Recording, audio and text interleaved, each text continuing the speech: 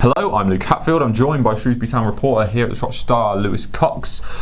Lewis, Shrewsbury travel to Rotherham this weekend. Paul Hurst, he knows the club quite well, don't he?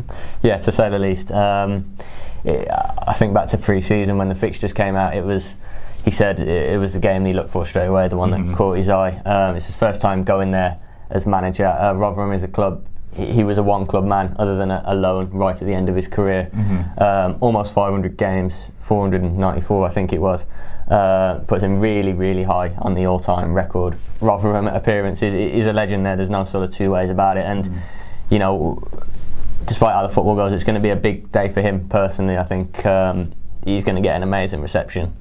He really is like a Miller's legend, and you know what an opportunity for him. They were in the Championship last season, weren't they? Not so long ago that Hurst was managing in the conference with Grimsby, so a sign of how far he's come, and yeah, I'm sure he'll enjoy the day. Do you reckon it's going to be playing on his mind a little bit, you know, heading to the ground? Obviously he's got a job to do with Shrewsbury, but is he going to get a little bit emotional? Is it going to be something that affects him? Yeah, I think emotion is a human trait, but he won't show it, certainly. He's got the professional kind of image that he will hold up, I'm sure, throughout the game and in the interviews afterwards. Certainly won't bring it up with his players before. I'd have thought, you know, it's very much on the game. The fact that he used to be a big player there, I doubt would even need to crop up with the players, to be honest. Yeah, I expect him to be thoroughly professional as usual. I think it'll just be quite nice for him and his family this week. It's a bit different for him, isn't it? It's local. He'll know all the people, no doubt. A time maybe after the game, certainly, to sort of look back and sort of reflect on how it's gone. Look forward to hearing a lot of, you know, sort of nice sort of memories from him, certainly this week. Yeah, and of course it's not just the club that Hurst is embedded in, is it? He's actually there's been a nice touch come out recently that he's actually worked with the paper down there. Well, yeah, this is something that most people picked up on as soon as he joined town. Yeah. Last season, I think his Wikipedia page gave it away. Really, he's got a degree in sports writing.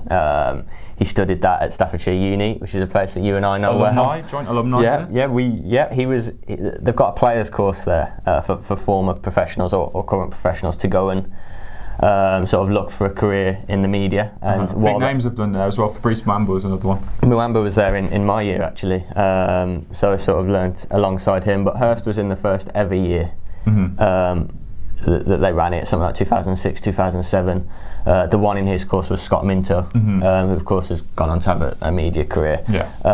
And it was something Hurst really, really sort of looked at. He really enjoyed it. I think would have been really good at it. I've been in touch with the Rotherham advertiser this week ahead of the game.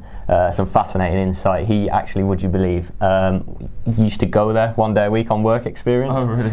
So this is a guy that's played 500 games for the club in the town. He's an absolute legend. It would be like, I don't know, bully Steve Ball coming into the Express and Star and doing work experience with the paper. It's a great story. I spoke to the sports editor there that had him on work experience, and he said he was great at it. Then didn't have to touch any of his sort of writing. So it says all about his ability, and you know, said definitely would have had a career in the journalism game if he didn't turn his hand to management, which he's doing pretty well at. Yeah. So are we doing your match report after the game? Is that right?